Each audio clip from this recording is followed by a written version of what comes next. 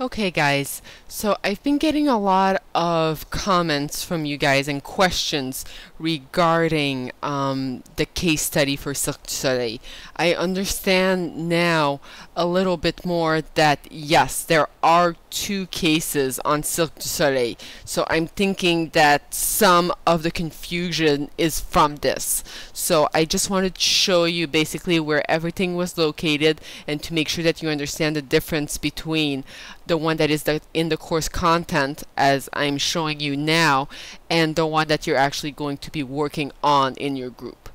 The case study that is located under week 2 of our course content is the case study that we just discussed on the discussion board. You'll see I'm opening it now. It is slightly shorter in length than what you're actually going to be looking at in your group, and it is also earlier in date. It was published in 2011 and it does have a different title. This one is called Visioning Information Technology at Cirque du Soleil and it was published in September 2011. Basically, I'm hoping that you see, if you've read both, that this case study is more about how the corporation, the company Cirque du Soleil was prior to Daniel Savoie, the CIO, coming on board. It gives you an overview of how Cirque du Soleil has grown from a company that did not have I think you've all agreed on the discussion board, did not have a well-aligned IT business strategy, and they were able to achieve that while still retaining their corporate identity and their culture. So that is basically what I had asked you to work on this week. The case study that you guys are actually going to be working on in your groups is still on the same corporation. It still revolves around Cirque du Soleil, but it is more detailed and more about the actual implementation. Let me show it to you. It is, in addition to being longer in length, this is a 13-page case study. It is published later and has a different title. You'll see it's called Information Technology at Cirque du Soleil, Looking Back, Moving Forward, and it was published in December 2011. It is more of an overview of what Daniel Savoie, the CIO, did concretely in terms of the different application that she was able to use. Here is an example of the makeup application that I briefly hinted on the discussion boards, that she was able to harness all of these soft skills and basically what we speak of as know what and know how, all of that tacit knowledge that we're actually going to be talking about in the context of knowledge management on the boards this week. So it's more a practical that shows you exactly what she was able to do. Okay, so here I have basically my instructions to you guys. I think that there's a little bit of the confusion regarding those 6 questions that I've put up. Keep in mind that I did put consider. By consider, I mean, and it's similarly to the discussion boards, you are not required to answer them. I don't want this to be basically a list of those questions and boom, there are the answers. There are questions that are meant more to help you formulate a deep analysis of the case following the rubric. And you'll notice that there are 2 rubrics that have been uploaded. One that is basically contains the explanation, and the other one is the actual rubric that I'll be using to grade you. You'll notice that it is separated by different performance criteria. The first one would be identifying your objectives, assessing the current situation, and identifying the root cause. You'll see that these 3 parts really coincide with those 6 questions that I'm asking you in those instructions. Those 6 questions basically just breaks it down for you and gives you an idea to help you of what I'm looking for in those parts. Okay, so basically, what is the company about? Where are they at in terms of IT alignment? Like I said, it is helpful for you to consider those questions and answer them, but you do not have to specifically say, you know, this is question 1 and this is my answer. It's more of an iterative process where you're identifying the objectives of the firm and looking at what is going on presently, meaning at the stage where the second case study is unfolding. The second part really talks about defining your options and identifying this optimal options.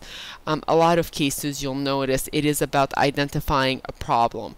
In this case, things are pretty rosy. There still is, though, a gaping problem, and that problem is that strategic plan is only going to take you so far in an evolving market. There are obviously going to be competition, and there's going to be changes in the technology. So going back to the article by Westerman and Ross, it is so important to have an agile architecture. So for your definition of the options, you can, for example, picture yourself as the new CIO. Let's say Danielle Savoie has left. She has, left her legacy, basically what is discussed in the case study, and now you have to consider the new market forces and the new technology that has come on the scene since then, and be able to give me new options that could take the firm to the next step. So I want you to identify 2 valid options that would, based on the work that she's already done, ensure the success of Cirque du Soleil in a digital era. Then I want you to consider the do nothing option. Basically, always, consider what would happen, both pros and cons, in terms of long-term achievements and short-term achievements of what would happen if nothing was actually done in the corporation. And then you would basically compare and contrast all of those and select the optimal option based on whatever criterion that you've identified as being the vision and the needs of the corporation. Basically bringing back the IT strategy that you're developing back to that all-important, all-encompassing IT business strategy and organizational strategy. The option that you select in this case as the optimal might not be the optimal solution for a competing firm. It really is about looking at what this company is about and what would work best within the cultural context that you have identified in that objective section, as well as in the assessment of the current situation. Obviously, you have to work with what you have. Basically, the layout that Danielle Savoie, the IT architecture and infrastructure that she was able to develop during her tenure with the company. Okay, so it really is about formulating it. So with that said, I would definitely recommend, if you are breaking up parts per group members, that you split it up more based on the rubric than on those questions. Those questions are more about thinking and getting you into that frame of mind than actually the gist of what I'm looking for. Okay.